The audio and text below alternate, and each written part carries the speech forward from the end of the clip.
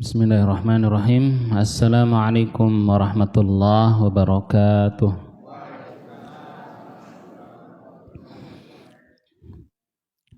Alhamdulillah alladzi bi ni'matihi tatimmus shalihat. Allahumma shalli wa sallim ala nabiyyina Muhammad wa ala alihi wa sahbihi wa man ihtada bihadihi ila yaumiddin. Amma ba'du. Ayuhal hadirin wal hadirat, bapak-bapak, ibu-ibu, jamaah yang mudah-mudahan senantiasa dirahmati Allah Subhanahu wa taala. Pagi ini alhamdulillah kondisi kita sehat. Ya enggak Bapak Ibu? Diberikan kekuatan. Alhamdulillah masih diberikan kesempatan. Alhamdulillah diberikan pakaian, alhamdulillah, diberikan makanan yang cukup, alhamdulillah, ada tempat tinggal yang nyaman, alhamdulillah, alhamdulillah, ya. Kalau sayurnya habis, ada pasar, tinggal belanja, alhamdulillah, alhamdulillah. Allah memberikan kita kecukupan, alhamdulillah. Alhamdulillah, alhamdulillah tamla'ul mizan. Ucapan alhamdulillah yang diiringi dengan hati, dengan syukur, dengan mengingat-ingat nikmat, ini bisa memenuhi timbangan amal. Maka selain kita meminta, karena Allah yang menyuruh meminta, minta apa? Minta harta. Allahumma inni as'aluka ilman nafi'a wa rizqan tayyiba wa amalan mutaqabbala. Jadi doa ini kita baca, Allah yang nyuruh kita minta ilmu yang bermanfaat. Allah yang menyuruh kita minta apa? Rizki yang tayyib, rizki yang baik, yaitu rizki yang halal, didapatkan dengan cara halal. Kemudian Allah itu juga maha thayyib, maha baik. Allah tidak menerima dari kita kecuali yang thayyib, ucapan yang thayyib baik, perbuatannya thayyib baik, sedekahnya dari harta yang thayyib, harta yang halal. Terus kalau punya harta haram, mau membebaskan diri darinya, bagaimana caranya? Disedekahkan. Dapat enggak pahala orang yang sedekah dari harta haram? Secara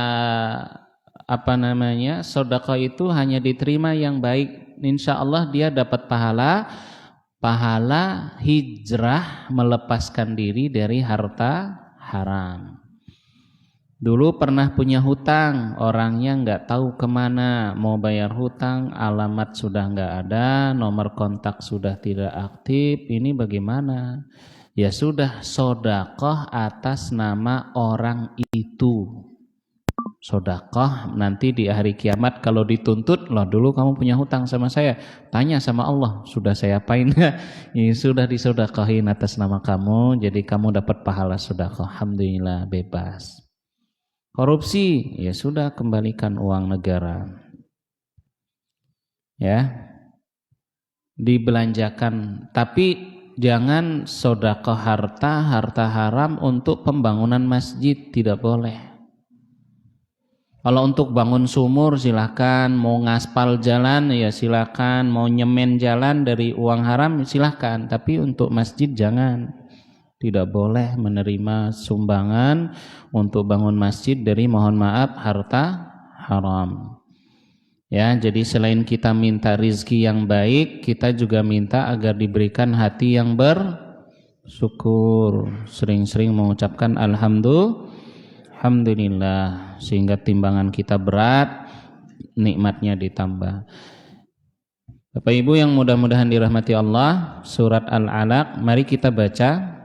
Yang punya HP bisa dibuka HP-nya, tapi jangan buka WhatsApp, apalagi buka TikTok. Ya ibu-ibu, Silakan dibuka HP-nya, yang bawa HP buka surat Al-Alaq. Kalau yang sudah hafal alhamdulillah, ibu-ibu yang ada Al-Qur'annya dibuka Al-Qur'annya. Kalau tafsir itu memang idealnya Bapak Ibu melihat ayatnya. Jadi ini masukan dari saya Bapak Ibu untuk bulan depan bawa HP yang ada Al-Qur'annya ya. Dibuka Al-Qur'annya di Android aplikasinya itu sehingga kita melihat, membaca, mempelajari, memahami. Baik, kita baca sebelumnya surat Al-Alaq ya, wahid isnan salasah, bareng-bareng. A'udzu billahi minasy syaithanir rajim. Bismillahirrahmanirrahim. Iqra bismi rabbikal ladzi khalaq. Khalaqal insana min 'alaq. Iqra wa rabbukal akram. Alladzi 'allama bil qalam. 'Allamal insana ma lam ya'lam. Kalla innal insana layatgha ar-ra'ahu istaghna. Inna ila rabbika ruj'a. Ara'aita alladhi yanha 'abdan idza shalla. Ara'aita in kana 'alal huda aw amara bittaqwa. Ara'aita in kazzaba wa tawalla. Alam ya'lam bi anna Allah yara. Kalla la'in lam yantahi lanasfa'an bin nasiyah. Nasiyatin kadhibatin khati'ah. Falyad'u nadiyah. Sanad'u zabaniyah. Kalla la tuti'hu wasjud waqtarib. Allahumma arhamna bil Qur'an. Semoga kita mendapatkan rahmat dari Al-Qur'an yang dibaca. Amin. Ibu-ibu yang mudah-mudahan dirahmati Allah, bapak-bapak, Iqra, surat pertama yang turun kepada Nabi Muhammad sallallahu alaihi wasallam pada saat usia Nabi berapa? 40 tahun. Kita baca riwayatnya dari Aisyah radhiyallahu anha. Awwalu ma budi'a bihi Rasulullah minal wahyi ar-ru'ya as-sadiqah fin naum. Yang awal-awal wahyu kepada Nabi itu dalam bentuk mimpi. Rasulullah sering bermimpi berulang-ulang melihat fajar terbit. Jadi masih subuh gelap, kemudian langit mulai terlihat, matahari naik, kemudian kuning, kemudian terbit terang. Itu mimpi yang sering dilihat Rasul sallallahu alaihi wasallam. Kemudian keesokan harinya mimpinya sama, melihat lagi fajar, subuh, kemudian terbit matahari terang. Kemudian mimpi lagi hal yang sama, mimpinya sama, sehingga Nabi Shallallahu Alaihi Wasallam kemudian hubbiba ilaihi al-khala. Nabi suka menyendiri, merenung. Nabi suka menyendiri, Nabi suka merenung. Nah ini mohon maaf buat bapak-bapak, ibu-ibu usia sudah 40 tahun ke atas. Ya, udah 60, 70, 80 sering-seringlah merenung. Buat bapak-bapak ini usia udah 50, 60, jangan kebanyakan nongkrong bergaul. Jadi sudah harus sering-sering apa? Merenung. Merenungnya di mana? Di masjid. Dari habis subuh sampai syuruk ini merenung. Ya. Merenungi apa? Merenungi hutang. Enggak. Merenungi bahwa hidup sebentar lagi akan datang. Ya. Nah, kalau usia sudah 50 ke atas sudah harus apa? BBM, setiap hari isi BBM. Apa itu? Bolak-balik masjid. Kalau usia sudah, ini diawali dari usia 40. Kalau saya umurnya belum 40 tahun. Ya. Saya masih belum 40 ya. Ya. Itu sudah BBM, setiap hari kerjaannya apa? BBM, bolak-balik masjid. Ibu-ibu kalau ingin BBM silahkan. Islam tidak melarang para wanita sholat berjamaah di masjid. Tapi untuk para istri izin dulu sama suaminya. Izin sama suaminya mau ke masjid itu ya. Ya, sering-sering juga apa? Mohon maaf, ziarah kubur. Ziarah kubur paling efektif di waktu gelap. Bapak-bapak habis sholat subuh lagi gabut. Kata anak muda gabut, kemana? Ke kuburan, merenung.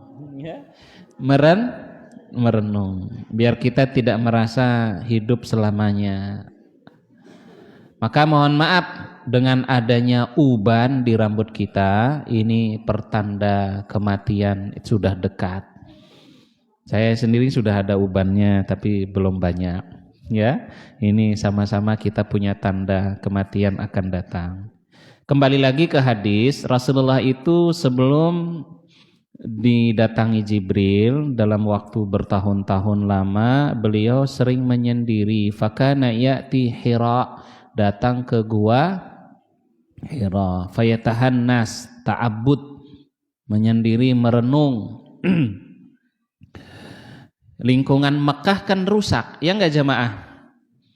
Lingkungan Mekah ini ya mohon maaf, Nabi Muhammad SAW itu seperti susu sapi yang murni bersih. Susu sapi itu keluar antara apa? Antara darah, kotoran, tulang, darah, kotoran. Kotor enggak jamaah? Tapi dari darah kotoran itu keluar susu murni. Dari lingkungan Mekah yang rusak, masyarakatnya rusak, perbuatannya kotor dan jelek, ada seorang laki-laki menyendiri, tidak seperti masyarakat kebanyakan. Sama seperti sekarang kita juga berharap demikian. Dari lingkungan yang rusak, pergaulan yang rusak, ayah ibunya juga rusak, tontonannya rusak, sekolahnya di kelas rusak. Tiba-tiba si anak luar biasa, anaknya soleh, rajin ke masjid, hafal Quran, Masya Allah. Saat anak-anak yang lain rusak, kok ada anak soleh itu ya. Ini alhamdulillah. Nah, kita minta agar diberikan apa? Afiyah, selamat. Agama kita selamat, dunia kita selamat, perilaku kita selamat. Kembali lagi ke hadis Nabi sallallahu alaihi wasallam. Maka Nabi kembali lagi datang ke Gua Hira, kemudian beliau membawa perbekalan, beliau bermalam di Gua Hira, merenung menyendiri, rusaknya masyarakat.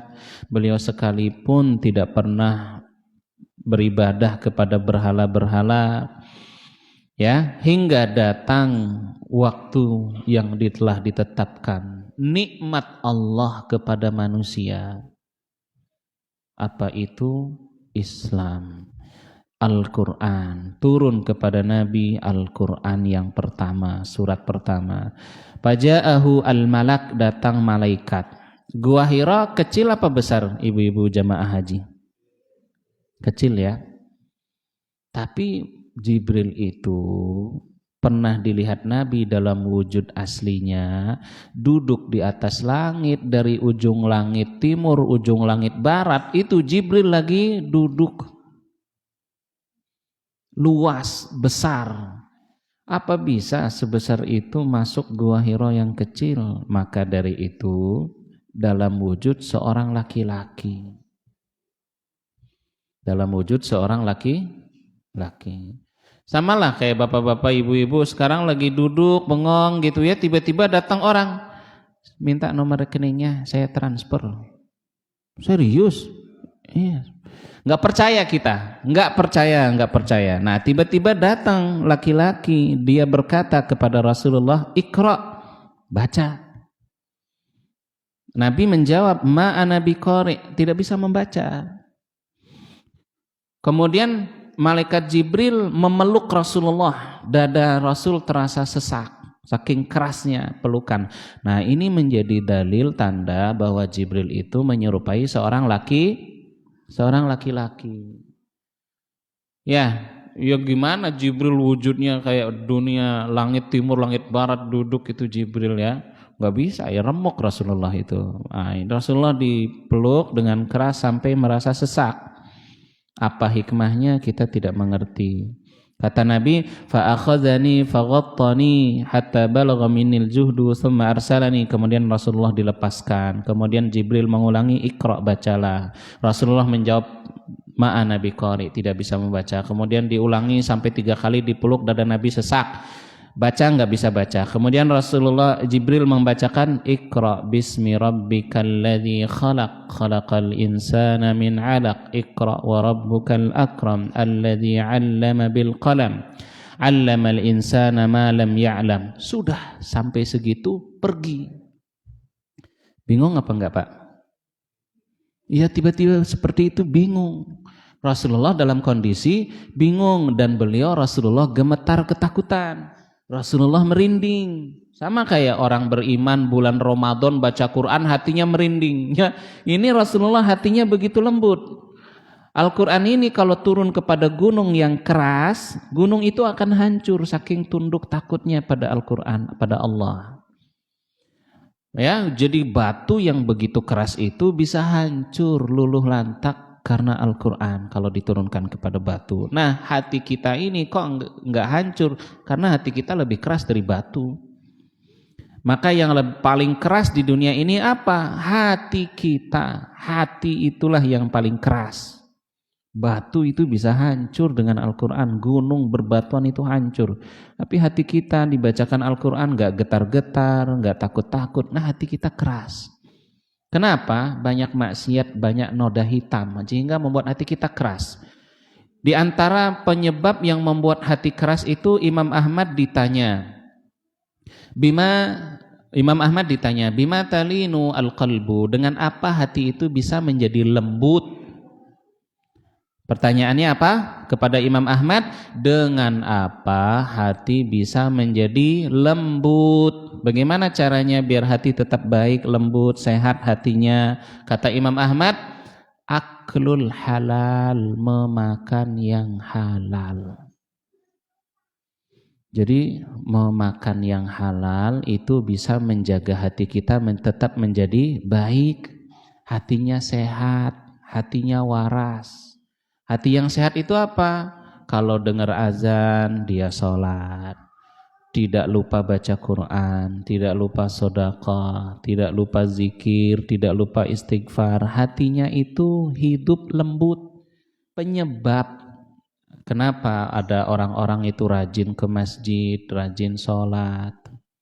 Karena hatinya hidup. Kenapa ada orang-orang itu begitu susah ke masjid, begitu susah baca Quran? Hatinya itu lalai. Kenapa? Salah satu penyebabnya makanannya haram, duitnya haram, makanannya haram, gajinya haram. Punya banyak uang dari menipu, ratusan juta uang di rekening dari menipu orang. Begitu mau ibadah khusyuk, enggak mungkin, hatinya jadi keras. Hatinya jadi keras. Salah satu sebabnya makanannya haram. Maka enggak mungkin orang judi online itu diajak sholat, enggak mungkin, susah. Orang yang minum khamr diajak sholat susah, hati keras. Apalagi para koruptor, sholatnya sandiwara, sodakohnya sandiwara. Datang ke pengajian ya buat cari suara. Wah, palsu semuanya, makanannya haram. Duitnya hasil korupsi, rumahnya hasil korupsi, mobil hasil korupsi. THR-nya hasil suap. Bagaimana mau berkah? Yes, nggak bisa. Saat orang lain pagi sore baca Quran, dia apa? Dengerin dangdutan, dangdut pagi siang malam dangdutan. Ya, hatinya keras. Kenapa? THR-nya hasil suap. Gajinya haram, duitnya haram, suka menipu. Ya nggak bisa. Makanya agar hati kita selamat, ibadah kita lancar, kita diberi keselamatan. Salah satunya apa? Jaga makanan. Makanan yang kita makan hanya makanan halal. Pedagang menimbangnya yang benar, berjualannya jujur, tidak menipu. Mencari untung sebesar-besarnya silahkan, tapi tidak menipu. Balik lagi ke hadis Nabi Sallallahu Alaihi Wasallam, ya, Iqra, bacalah. Bapak Ibu, membaca ini pekerjaan yang penting. Kemudian di antara hal yang bisa membuat hati kita itu sehat, hati kita hidup, iman kita terjaga, salah satunya adalah belajar, membaca. Baik membaca kitab, baik mendengarkan nasihat, menghadiri kajian. Ini bisa menghidupkan hati, menjaga iman, menjaga kita tetap baik. Kalau bengkok, kalau maksiat bengkoknya nggak lama-lama, balik lagi dia lurus. Ya, menjaga diri dengan apa? Selalu belajar. Tafaqquh fiddin, belajar agama, Iqra. Tapi hasil survei kita ini urutan ranking literasinya paling rendah. Ya nggak Bapak Ibu? Budaya membaca bangsa Indonesia yang mayoritas muslim masih kurang membaca. Nah, kurang membaca. Apalagi ustadz nggak baca buku, kayak apa jadinya? Nggak baca buku, nggak belajar, ceramah, isinya apa ceramahnya? Ngalur ngidul. Isi ceramahnya apa? Nggak jelas. Orang ustadznya kurang baca buku, ustadznya jarang baca buku. Gurunya, ini buat para guru ya ibu-ibu ya, bapak guru di sini ya. Bapak guru, ibu guru nggak pernah baca buku, ngajarin anak, apa yang diajarin? Ya, yang diajarin apa?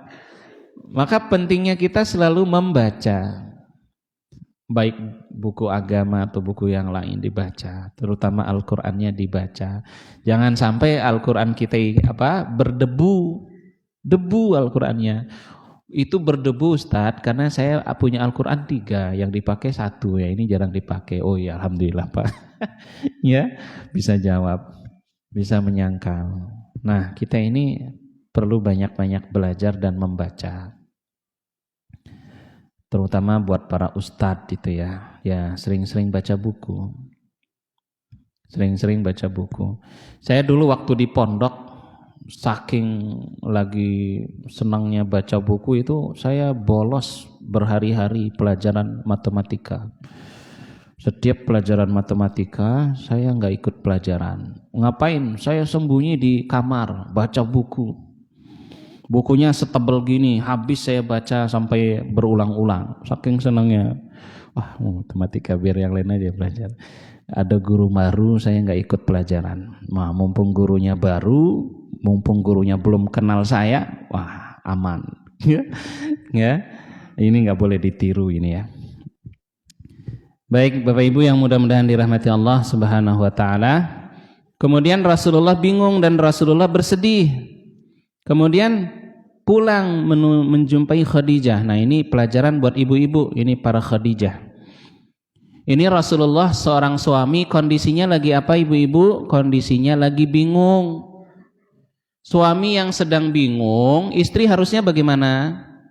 Seperti Khadijah. Apa yang dilakukan Khadijah mendapati Rasulullah bingung, Rasulullah dalam kondisi ketakutan, beliau menggigil, tiba-tiba datang orang bawa suruh baca Iqra, dan Rasulullah nggak pernah mendengar kalimat seperti ini, Iqra Al-Quran yang ajaib, luar biasa, mukjizat. Rasulullah kebingungan, ketakutan, dan beliau menggigil. Ya, dia berkata kepada Khadijah, kepada keluarganya, zammiluni, selimuti aku. Fazammalu hatta zahaba anhu ar-raw, diselimutilah Rasulullah oleh Khadijah sehingga hilang rasa menggigilnya dan rasa takut Rasulullah. Kemudian Rasulullah berkata kepada Khadijah, Ya Khadijah mali, wahai Khadijah, ada apa denganku? Fa akhbarahal khabar, maka kemudian Rasulullah menyampaikan apa yang terjadi di gua tadi. Masih dalam kondisi ketakutan Rasulullah itu menggigil. Ini buat para ibu-ibu, bersikaplah seperti Khadijah ketika suaminya kebingungan. Ketika suaminya bingung. Apa yang dilakukan Khadijah? Khadijah itu begitu tenang. Dia menghibur dan membesarkan hati suaminya Rasulullah. Kalla abshir, sekali-kali tidak wahai suamiku, abshir, bergembiralah. La yukhzikallahu abada, Allah tidak akan pernah menghinakanmu. Kenapa? Suaminya ini, Rasulullah itu sebelum jadi nabi apa yang dilakukan? Khadijah yang memuji kebaikan suami. Ini buat para laki-laki, kalau istri kita memuji berarti kita laki-laki yang baik. Tapi kalau istri kita mengeluh-ngeluh kelakuan kita, berarti kita ini bukan orang baik. Di depan orang kita mungkin terlihat baik, tapi yang paling tahu perilaku kita istri. Makanya yang paling baik di antara kita siapa? Yang dipuji istrinya. Kalau istrinya jelek-jelekin, ngeluh-ngeluh, suaminya berarti nggak baik. Karena barangkali laki-laki atau juga wanita sama temannya baik, tapi belum tentu sama keluarganya baik. Maka orang yang baik kepada keluarganya. Kalau sama keluarga baik, sama orang lain dia akan baik. Nah, bagaimana Khadijah menyebutkan sifat apa yang dilakukan Rasul sebelum menjadi Rasul? Innaka latasilur rahima, engkau ini selalu menyambung silaturahim. Wa tasduqul hadis, ucapanmu itu selalu benar, selalu jujur dalam pembicaraannya. Wa tahmilul kalla, kamu itu selalu menolong orang yang kesulitan. Ya, wa tuqrid dhaifa, engkau itu selalu memuliakan tamu. Wa tu'inu ala nawaibil haq, kamu membantu orang dalam melakukan kebaikan. Ini pujian Khadijah kepada Rasulullah sebelum jadi nabi. Maka beliau itu Al-Amin. Kenapa Rasulullah disebut Al-Amin? Itu singkat ceritanya Bapak Ibu, zaman dahulu sebelum menjadi Rasul, itu ada orang luar Mekah datang ke Mekah berjumpa dengan Rasulullah.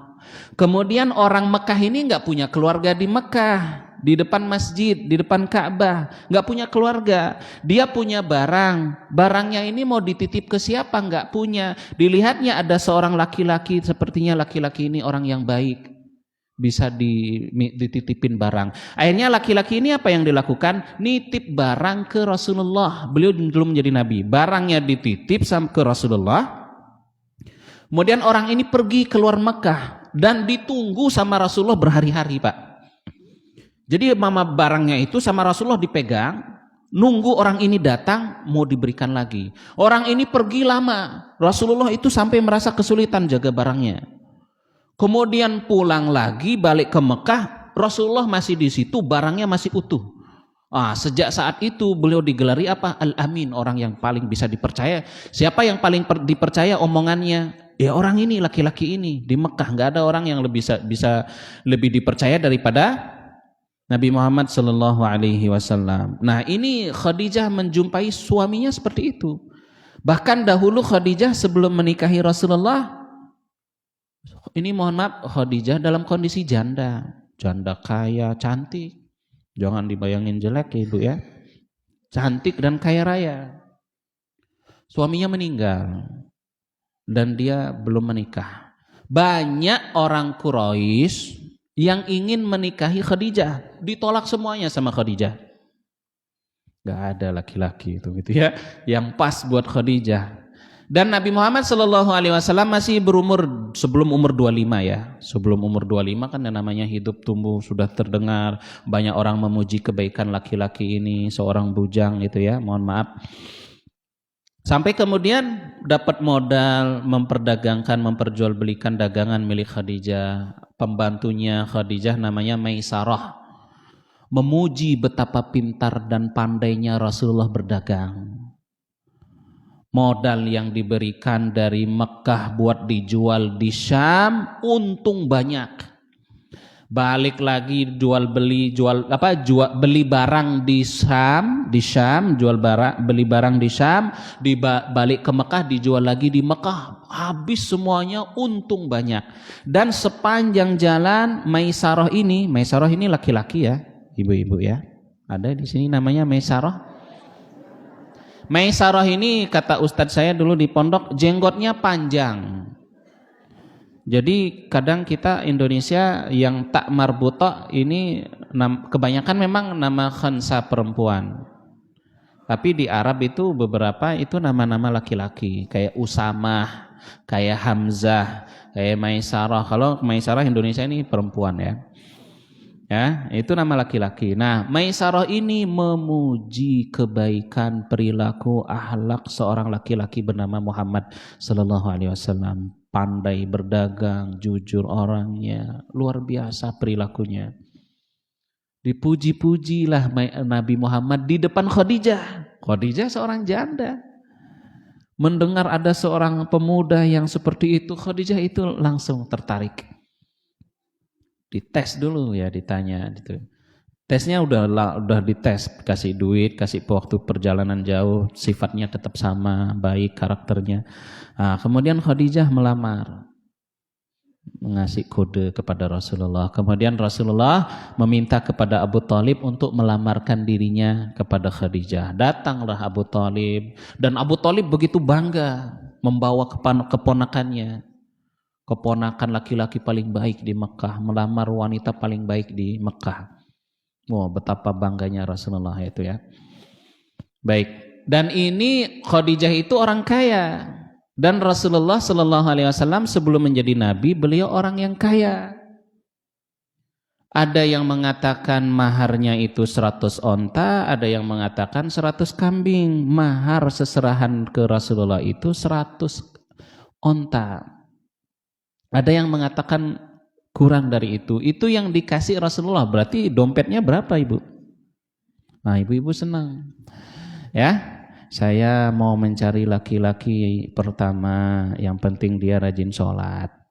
Iya, rajin sholat. Sama yang di belakangnya apa? Kaya. ya. Yang kalau yang penting suaminya nanti rajin sholat. Ini ucapannya manis, tapi dalam hatinya sebenarnya apa? Kaya raya dan rajin sholat, begitu maksudnya. Jadi yang merasa kaya raya, ganteng, rajin sholat, kalau nggak kaya, kalau nggak ganteng, jangan dilamar. Kalau dia bilang maunya suami yang rajin sholat, maksudnya kaya, ganteng, rajin sholat, begitu maksudnya ya. Di skip itu kata ganteng sama kayanya. Baik, ini sekufu, Rasulullah orang kaya, Khadijah orang kaya. Maka pernikahan yang baik, rumah tangga yang baik, menikahi yang sekufu. Kalau seorang wanita bapaknya kaya, sebulan waktu dia masih bujang gitu ya, sebulan uang jajannya 5 juta. Ini sebulan itu ya, bapaknya ngasih uang jajan 5 juta. Skincare-nya 10 juta. Dinikahi sama laki-laki gajinya 2 juta, pasti cerai. Enggak sekufu, enggak selevel. Maka nikahilah orang yang selevel dengan kita. Gitu ya. Nikahi orang yang selevel dengan kita, kecuali wanita solehah. Walau kan ada berita gitu ya, seorang istri pulang ke rumah ibunya setelah tahu gaji suaminya 3 juta. Nggak tahu dia di sini Purwokerto banyak yang gajinya 2 juta. Ya, seorang istri gugat cerai setelah tahu gaji suaminya 3 juta. Nggak tahu dia. Di Purwokerto ini banyak yang gajinya 1 juta. Ya, nikahilah orang yang selevel. Kecuali orang itu barang langka, solehah, nggak suka mengeluh. Maka alhamdulillah. Kalau enggak ya orang uang jajannya sebulan biasa 5 juta, gaji suaminya 2 juta. Pasti ribut, cekcok, ribut. Kamu harus bersyukur, bersabar. Ya nggak bisa. Ya nggak Bu-ibu? Syukur sabar dengan duit ya Bu ya. Di Pekalongan itu kan ada berita viral, banyak istri gugat cerai.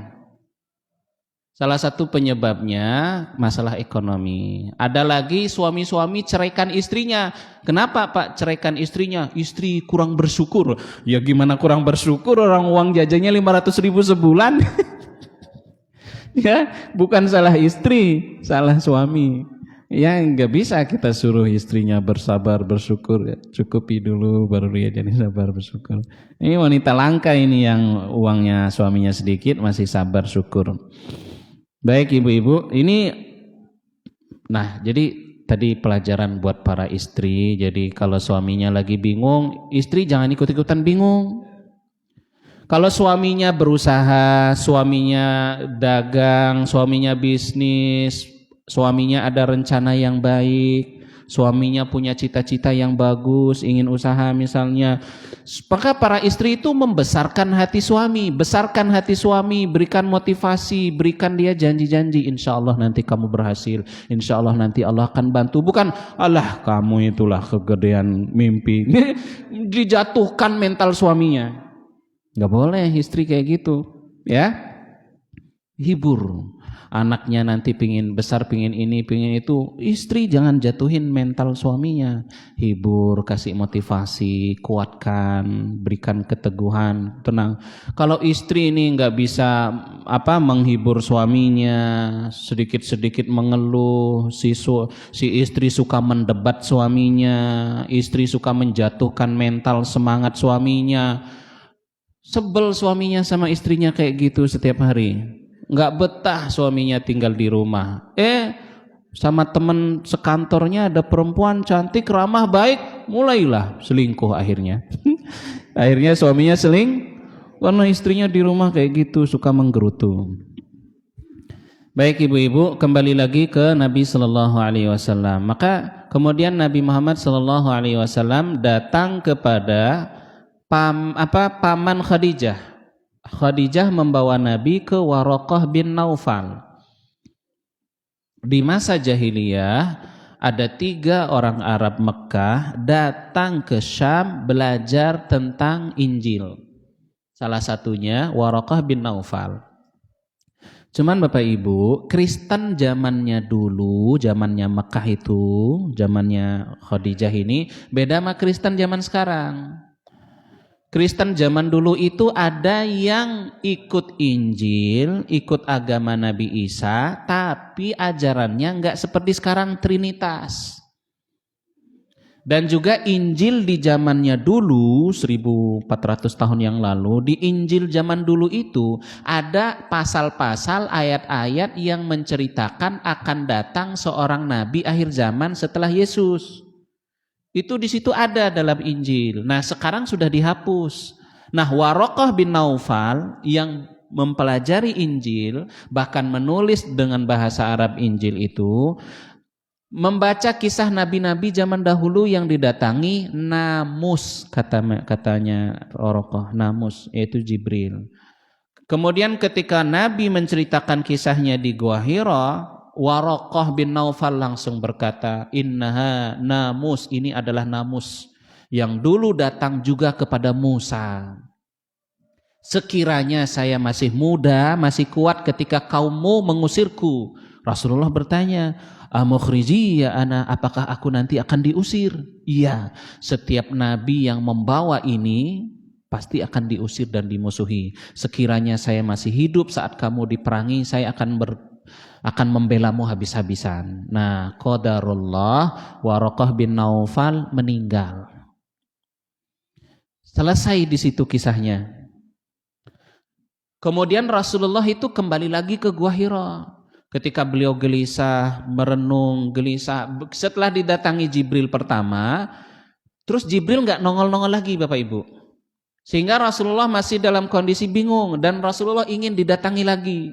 Dan beliau masih bimbang, belum begitu yakin beliau utusan Allah, tidak yakin. Sama kayak bapak-bapak ya, nanti saya kasih uang ya ratusan juta, ya nggak yakin lah, belum ada buktinya. Rasulullah kembali lagi sampai dalam kondisi yang sangat bingung. Nabi SAW naik ke atas bukit, saking bingungnya Rasulullah itu gitu ya, ingin sekali menceburkan diri dari atas batu. Ketika Rasulullah itu ada di atas bukit dalam kondisi bingung itu, tiba-tiba ada suara dari langit memanggil. Rasulullah mendongakkan kepalanya, di situ Jibril sedang duduk. Dari timur langit sampai barat langit itu Jibril sedang duduk, sampai Rasulullah ketakutan kembali.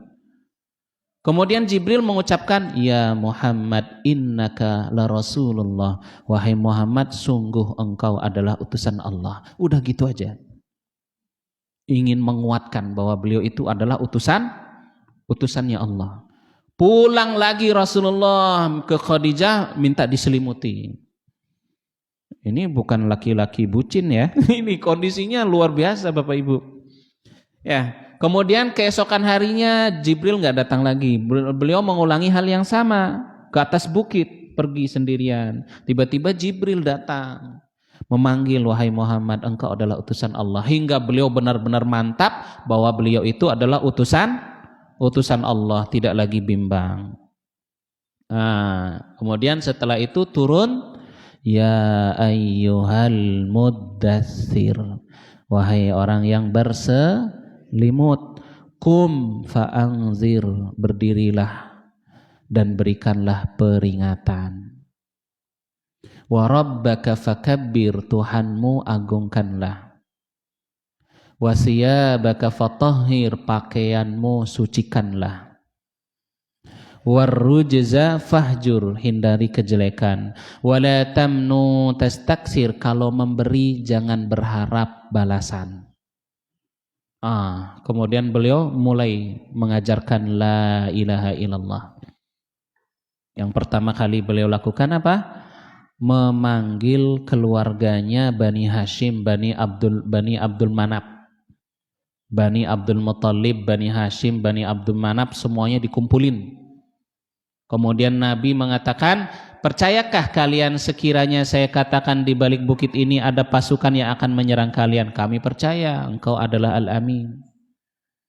"Wahai kaumku, ya, aku datang memberikan peringatan adanya surga dan siksa neraka." Ya, kemudian Nabi mengajarkan la ilaha illallah. Berdiri si Abu Lahab. Semuanya sudah kumpul, dikiranya ada sesuatu yang gawat darurat terjadi sampai keluarganya semuanya dikumpulin. Abu Lahab berdiri ketika mendengar kabar bahwa beliau utusan Allah, memberi peringatan. Abu Lahab bilang apa? "Tabban laka ya Muhammad." Celaka kau Muhammad. "Alihada jama'tana." Apa hanya untuk ini kau kumpulkan kami di sini? Sejak saat itu Allah memvonis Abu Lahab akan menjadi penghuni neraka. Turunlah ayat yang membela Rasulullah, mencela Abu Lahab. "Tabbat yada abi lahabin wa tabb." Baik, kembali lagi Bapak Ibu yang mudah-mudahan dirahmati Allah Subhanahu wa taala. Di sini Allah Subhanahu wa taala mengabarkan kepada kita, "Iqra bismi rabbikal ladzi khalaq." Bacalah dengan menyebut nama Tuhanmu, alladzi khalaq, yang menciptakan. Khalaqal insana min 'alaq, menciptakan manusia dari 'alaq, segumpal darah. Iqra wa rabbukal akram, bacalah dan muliakanlah Tuhanmu. Alladzi 'allama bil qalam, yang mengajarkan manusia dengan pena. 'Allamal insana ma lam ya'lam, mengajarkan manusia sesuatu yang tidak diketahui. Kata Nabi sallallahu alaihi wasallam, "Manhuman la yashba'an." Ada dua rasa keinginan yang tidak pernah kenyang. Yang pertama, talibul ilmi. Talibu ilmin, orang yang menuntut ilmu tidak pernah merasa kenyang. Selalu merasa kurang ilmunya, maka dia semangat belajar, tidak ada rasa kenyang, terus-menerus belajar. Ya. Yang kedua yang enggak pernah merasa kenyang dan tidak pernah merasa puas, yaitu talibud dunya, orang yang cinta pada dunia. Ya, mohon maaf, kulit sudah layu, rambut sudah beruban, tulang sudah lemah, kesenangannya pada dunia nggak pernah sirna. sampai datang kematian baru sadar. Kemudian kata salah seorang sahabat, ya,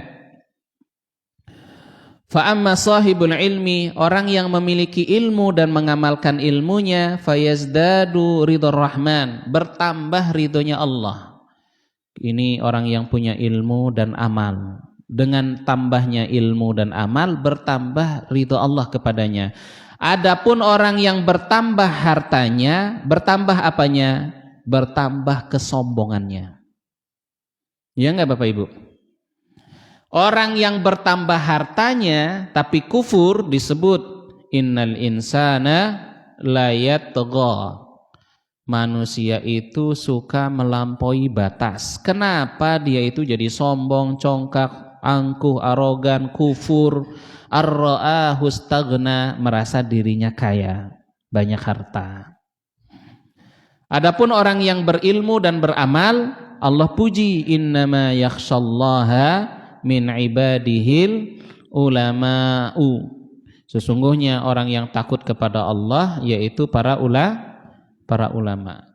Bapak Ibu yang mudah-mudahan dirahmati Allah Subhanahu wa taala, ya. Allah menyebut di sini kalla innal insana layatgha. Jadi salah satu sebab yang membuat orang sombong, merasa punya banyak harta, kecuali orang yang beriman, ya, kecuali orang yang beriman, yang hartanya digunakan untuk bersyukur kepada Allah Subhanahu wa taala. Orang yang kaya mampu sedekah tapi dia menahan hartanya tidak sedekah, maka Allah akan hapus kebahagiaannya, kesenangannya. Kayak kisah pemilik kebun di surat Al-Qalam. Pemilik kebun punya kebun anggur yang luas. Dia berniat memanen kebunnya di waktu pagi-pagi buta sebelum orang bangun, sebelum datang orang miskin. Ya. Kemudian di pagi hari mereka hendak memanen kebunnya, buahnya. Tiba-tiba pada malam harinya itu Allah sudah membakar kebunnya, fa'asbahat kassarim, sehingga kebunnya itu menjadi begitu gelap, hangus, terbakar, hitam seperti langit, seperti malam yang gelap. Nah, ini pelajaran. Orang yang kaya tidak membayar zakatnya, hartanya akan Allah hancurkan. Dan orang yang begitu cinta dengan hartanya akan diazab oleh Allah dengan cara apa? Hartanya dihilangkan. Orang yang kehilangan harta, sedihnya minta ampun, itulah bentuk azab di dunia. Maka ibu-ibu, bapak-bapak, kalau kita suka dengan harta, jangan terlalu suka. Belajar merelakan, mengikhlaskan. Apa yang kita miliki, pemberian dari Allah akan diambil oleh Allah, dan pemberian dari Allah ini adalah modal kita untuk meraih surga. Ya, Bapak Ibu bisa dijawab pertanyaannya ya. Lebih jawabannya A apa B? Orang yang kaya, orang yang banyak hartanya, orang yang banyak harta, A, dengan banyaknya harta akan membuat ia sulit meraih surga. B, dengan banyaknya harta membuat dia bisa masuk surga dengan banyak cara. Ibu bapak pilih yang mana jawabannya? Yang milih A. Dengan banyak harta jadi sulit masuk surga. Dengan banyak harta banyak jalan menuju surga. Mana jawabannya Bu? A apa B? Jawabannya B. Ya, ini mindset kita harus baik. Harta itu memang dicela, tapi harta yang membawa orang kepada kekufuran. Tapi kalau orang kaya yang soleh, hartanya diinfakkan, diwakafkan, wah ini ya, kayak pondok muallimin itu ya, pondok tahfidz muallimin itu tempat saya ngajar itu. Itu asrama yang ada di atas kolam itu wakaf. Dari dulu seorang bapak itu dari dulu mantan pegawai PLN. Punya tanah mau dibangun kos-kosan, dia niatnya bangun kos-kosan. Kemudian hatinya Allah balik. Udahlah saya udah capek, duitnya sudah ada, ngejar dunia terus sampai kapan. Akhirnya kolam sama kos-kosannya diwakafkan ke Muhammadiyah. Ya, jadilah pondok muallimin. Ya, jadi pondok muallimin. Kemarin alhamdulillah penerimaan santrinya memenuhi kota. Nah, santrinya nambah banyak. Punya tanah lagi di samping kolamnya dibeli sama muallimin, dibangun masjid. Nah, dia menikmati investasi nggak pernah putus-putus. Santri di situ ngapal Quran, santri di situ istirahat, dipakai 24 jam santri pondok tahfidz, dapat pahala ibu-ibu. Ini orang kaya yang cerdas, ya. Investasinya nggak pernah putus. Cash flow-nya ini pahala bekerja untuk dirinya. Kalau sekarang kan yang paling untung itu siapa? Bukan orang yang bekerja cari uang, tapi uang bekerja untuk dirinya. Ya enggak Pak? Kayak para menteri-menteri kita ini yang kaya-kaya itu ya, Nadiem Makarim ini pemilik Gojek ya. Yang punya saham Gojek, setiap kali ibu-ibu pesan makanan, dia dapat uang. Berapa banyak orang itu dalam sehari Purwokerto pakai Gojek. Sebanyak itu uang mengalir ke si Nadiem Makarim. Setiap menit dapat uang ratusan juta Bapak Ibu. Jadi kaya tambah kaya. Nah ini pahalanya ngalir terus bagi siapa? Wakaf. Tanahnya, rumahnya dipakai untuk pondok tahfidz. Ya, ini orang yang cerdas. Makanya memang berat hisabnya hari kiamat dengan banyak harta. Banyaknya harta memperlambat banyaknya harta membuat lama proses hisabnya. Memang orang miskin 500 tahun lebih dulu masuk surga dibanding orang kaya masih diaudit keuangannya. Ya, hartanya dapat dari mana, belanja kemana. Dapat dari mana, belanja kemana. Tapi giliran masuk surga, derajatnya belum tentu sama. Barangkali orang yang kaya dan dia pakai hartanya untuk bersyukur, sedekah dan lain sebagainya, derajat surganya naik.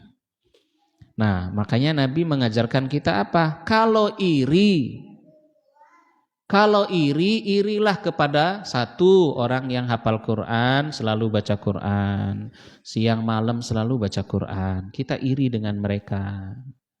Ya. Yang kedua, orang yang kaya, hartanya dipakai untuk sedekah, kita iri, pengen bisa seperti itu. Ya. Ini Rasulullah mengajarkan kita apa? Berlomba-lomba dalam kebaikan. Para santri hafal Quran, ya, santrinya hafal Quran. Baca Quran saat pagi, siang dan malam, iri. Orang kaya siang malam sedekah. Saya itu setiap hari nganter anak sekolah, setiap hari melihat orang yang sama jogging pakai baju kaos. Tapi orangnya kaya, tiap pagi jogging lari. Saya ngantar anak sekolah, dia jogging lari. Saya kenal orangnya, dia kenal saya juga. Tapi saya pura-pura nggak ngelihat. Dia setiap hari, setiap pagi itu lari. Kalau ibu-ibu kalau ingin melihat, datang aja sekitaran antara dari Rumah Sakit Omnia sampai ke SPN, UIN, kemudian lanjut ke SPN. Mampir di situ setiap hari lari pagi di situ pakai baju kaos putih. Dan di celananya ada duit. Setiap kali ketemu tukang beca disamperin dikasih duit. Ada lagi ketika dia lari, ternyata di belakangnya sudah ada tukang beca, dia samperin. Gitu. Setiap hari kerjanya kayak gitu Bapak Ibu. Saya lihat, Masya Allah ini orang kaya ya. Sambil lari, sambil jogging, sambil bawa duit amplop itu sebanyak banget. Tiap pagi kayak gitu, saya lihat. Saya jadi saksi, saya lihat. Pokok jam 6:30. Ya, itu UIN sampai SPN sampai Pasar Cerme itu nanti semampir SMP 9 itu udah di situ dia. Tiap pagi lari di situ sambil bawa uang. Orang kaya. Yang ini dia juga yang bangun masjid ke Bayangkara, bangun masjid Al Islah SPN, bangun masjid Tajdid Muhammadiyah, bangun masjid, banyak masjid sudah dibangun. Oh ini saya nggak mau sebutin nama ya. Tiap pagi itu kayak gini. Ada lagi setiap Jumat pagi, itu sudah ngantri nunggu di depan Masjid Agung. Ini kok orang rame-rame. Saya lagi jalan-jalan tuh di alun-alun pagi-pagi hari Jumat sama anak istri. Kok rame banget, orang lagi nunggu sembako apa bansos itu ya. Ternyata keluar dari Masjid Agung habis sholat subuh sampai syuruk, keluar, wah amplop kayak gini. Orang itu rame sealun-alun itu ngantri orang-orang. Kasih satu-satu. Oh Pak itu, saya ngumpet sembunyi. Kalau dia ngeliat saya nanti saya dikasih amplop juga, malu. Saya ngumpet sembunyi malu.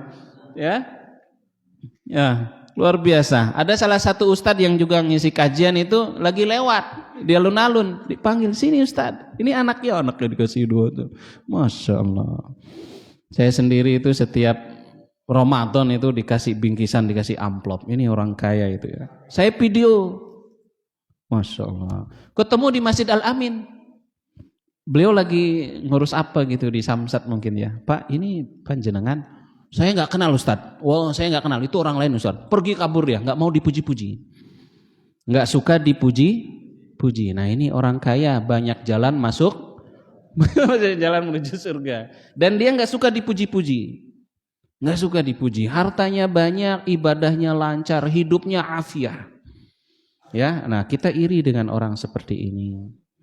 Ya, makanya Nabi memotivasi kita untuk menjadi kaya. Sebaik-baik rumah itu apa? Rumah yang luas. Ya, maka ibu-ibu cari mantunya punya rumah yang luas.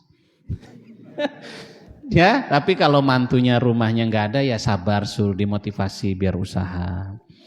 Ya, sebaik-baik kekayaan yang ada di tangan orang-orang kaya. Penduduk negeri kalau orang solehnya kaya raya, negeri itu akan makmur, akan bahagia.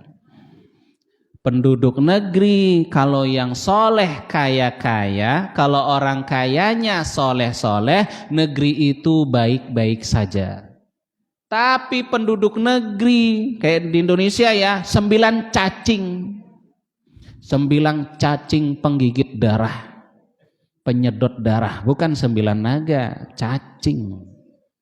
Jadi cacing-cacing ini ibu-ibu, bapak-bapak, mereka itu bisnis di Indonesia, mengeruk, mencari keuntungan kekayaan di Indonesia.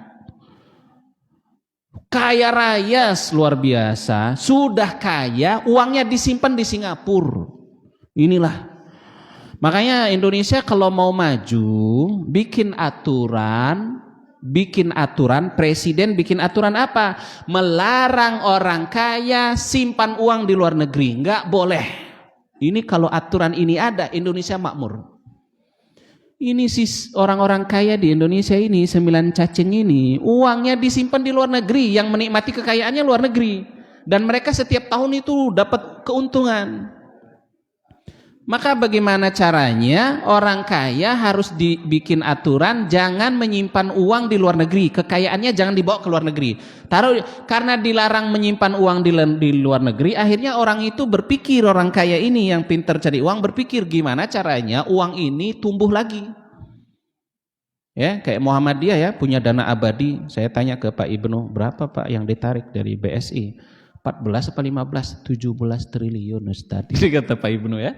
Waktu saya ngisi kajian di masjid beliau, 17 triliun dana abadi, itu dana terus berkembang biak, dananya berkembang biak. Ini bagaimana caranya uang triliunan itu nggak bawa ke luar negeri, tapi di Indonesia nggak boleh dibawa ke luar negeri. Akhirnya apa yang terjadi? Buka lapangan pekerjaan, buka usaha, banyak orang punya pekerjaan, Indonesia tambah kaya.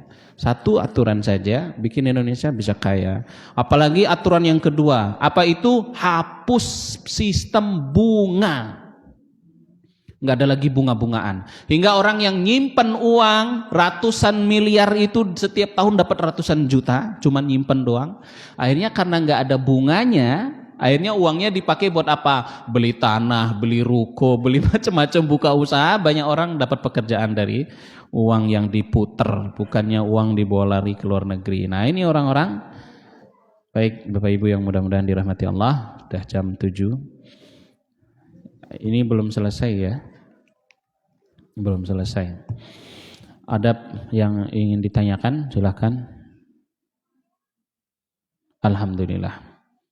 Allahumma arhamna bil Quran. Semoga Allah merahmati kita semuanya dengan Al-Quran. Terima kasih. Mohon maaf apabila ada yang kurang. Alhamdulillahirabbil alamin. Subhanakallahumma bihamdika asyhadu an la ilaha illa anta astaghfiruka wa atubu ilaik. Assalamualaikum warahmatullahi wabarakatuh.